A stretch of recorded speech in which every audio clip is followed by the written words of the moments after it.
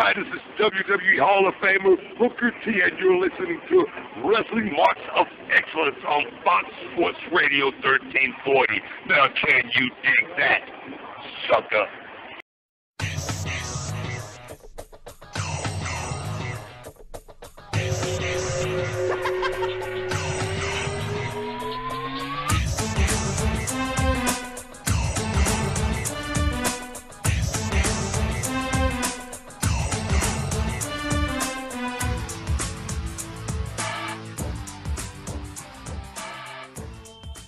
The story goes like this.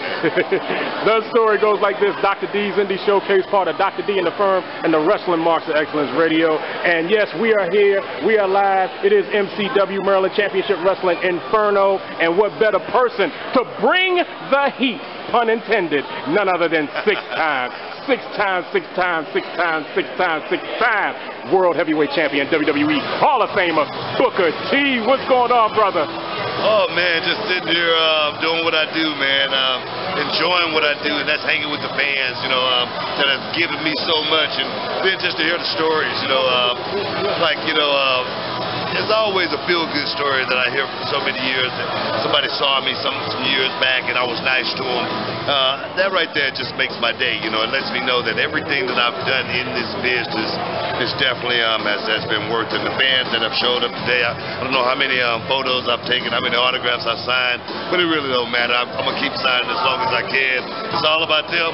It's not about the five-time champ, but we're having a lot of fun out here today. Ladies and gentlemen, he's getting ready to play the commissioner role. Real quick, can you... I am the commissioner. Yes, I ain't just playing the role. But how do you describe your role with WWE right now? If you had an official title with the company, what would that be? Because I know you're the Hall of Famer. I know you come out here to support the fans and the indies, and you also, of course, do the pre and post shows on Raw and SmackDown. But if you could tell us what your official title with the company, what would that be? I would probably wrestling ambassador. Yeah, you know, yeah. I mean, of course, I'm not on the roster. Right. I do, the analyst work on the pre and post show. I don't do a whole lot, but I've earned the right to not do a whole lot. You know, my body of work over the years pretty much have made me a place in the WWE, and it's a pretty warm place too. I like my job these days. It's work one day a week. I go home, but I still get a chance to be around the business. I still get a chance to be around, what I've done for 24 years. I still get a chance to be around what I do and have done very well, and that is professional wrestling. So I'm loving this stage of my career. Book, I know you get these questions a lot, especially when it comes to being an African-American wrestler. We had a show recently about the power of the black dollar, the importance of being black in the business, and the growth of the black wrestler. We know we've seen some factions that are building up in the major promotions, and of course there's still this concern, I guess, when it comes to seeing more blacks becoming a world champion and so forth. And I'm sure you get those questions and thoughts a lot, especially in terms of being black and also being a black consumer and the spending power in terms of merchandise for the black wrestler. And I know you get those questions a lot. So what are your thoughts when people have asked you those kind of issues? It always have taken one, to break through break the doors down and crash the glass ceiling. I did that in so many different perspectives, but in a lot of ways, there's still a lot of growth still to be made. So still a lot of roads still to be covered as far as the black wrestler in the wrestling business. I look at it from a couple of different perspectives too. You don't have an abundance of blacks going into the wrestling business, just due to the fact that it's never been our way out. We never really saw a lot of heroes to look up to in professional wrestling. So it never really gave us a real want to go and do that. Normally for the black man it was football, basketball, you know what I mean, maybe baseball, you know, but never wrestling. Wrestling just wasn't on the radar. Right. I look at that being one of the reasons why we don't have a whole lot of you know, successful black athletes in wrestling, as well as it's only one company right now. That's WWE. It's only so many spots on the roster, and of course this is entertainment. So the makeup of the roster is going to look a certain way. Should there be more black wrestlers on top? Of course. Should Kofi Kingston, you know, get a world title shot? Of course he should. Should, you know, Big E Langston, you know, get a world title shot? You know, of course, I mean, I got to look at it realistically. He's a guy that's still got a lot of green on him. He's going to have to work his way towards that position, as well as the fan, you know, if the fan is going to accept you in that role. There's a lot of questions to be answered on both sides, for the black wrestler as well as the fan that's watching. Should the companies cater to more to black wrestlers? I think so. I mean, the black dollar is just as important as any other dollar. The black person want to buy merchandise just as well as, you know, anyone else. You know what I mean? So I always followed the Paul Bosch mentality from back in my day.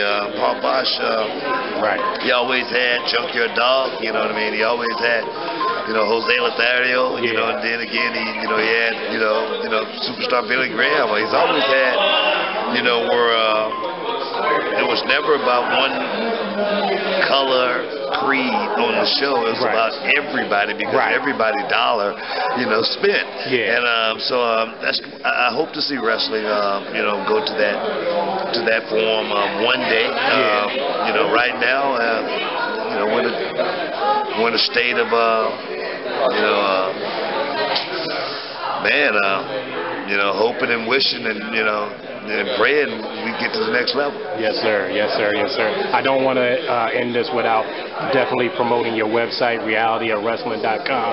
I also want to promote your book, of course, that is out right now. You can tell us about that. Oh, man, realityofwrestling.com. Definitely go check that out. It's my wrestling company, bringing up the young stars, not superstars, the young stars of professional wrestling, the flagship of Texas wrestling, the reality of wrestling. Of course, you can go to Barnes & Noble and check out my book. It's called Booker T From Prison to Promise.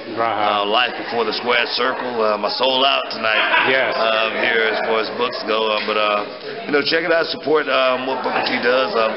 Check and see what Booker T came from, first and foremost. I didn't grow up with a silver spoon in my mouth or anything like that. The book is about light at the end of the tunnel, and if you keep walking, you know, you just might get there, such as I did. And you know, 24 years later, here I am, a Hall of Famer. And do you have a title for your next book coming out? Right now it's called My Rise to Wrestling Royalty, but I think I want to change that to just 35. You know, just like the movie, just like the show 24. You know, with the circle around it.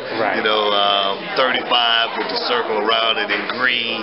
That's how many titles that I held throughout my wrestling career. And it's just something that I think people need to, you know, recognize more than anything, you know, because it's not something that I even really think about. I even thought about till someone told me, man, do you realize you won 35 titles? Do you realize you're the most decorated champion in WCW history? I never realized that until after, you know, so I think 35 would be a great title.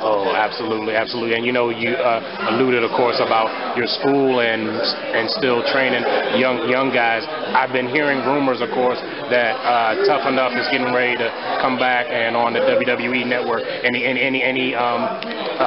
indications or updates on Tough Enough coming back? You know, I've been hearing the rumors just like everybody else has been hearing them, you know what I mean? They're saying it's going to come back, and then it's not, it's coming back, it's coming to the network. I'm hoping for it to come back. I thought it was great. I thought we should have did, you know, season 2 immediately, you know what I mean? Because it had a great buzz behind it. But come to the network. It's going to be something that's going to be great. I'm hoping that they give me the call and say, hey, Book, we want you a part of season 2 as well. I'm not sure. But I hope they do that. I had a great time on season 1, and that's really what it's about, getting the stars of the you know, of today and bringing them to be stars of the future, you know. And I look at Tough Enough, you know, the girl who went off first, you know, with the Funkadactyls. She went off Tough Enough first, and now she's the only one who got a job. So never know what a bitch is going to turn. Ladies and gentlemen, we definitely would like to thank the WWE Hall of Famer Booker T for coming out to Maryland Championship Wrestling and for being on Dr. D and the Firm and the Wrestling Marks of Excellence. I appreciate it, Book. Thank you so much. Already, man. That's what we say in Texas. Already. Appreciate you. Can you just shout out my nephew? He's hitting the big 3-0 this Tuesday, nephew Corey. Can you Big nephew Corey, I know big 3-0. You feel like you're getting up there, but you're still a baby.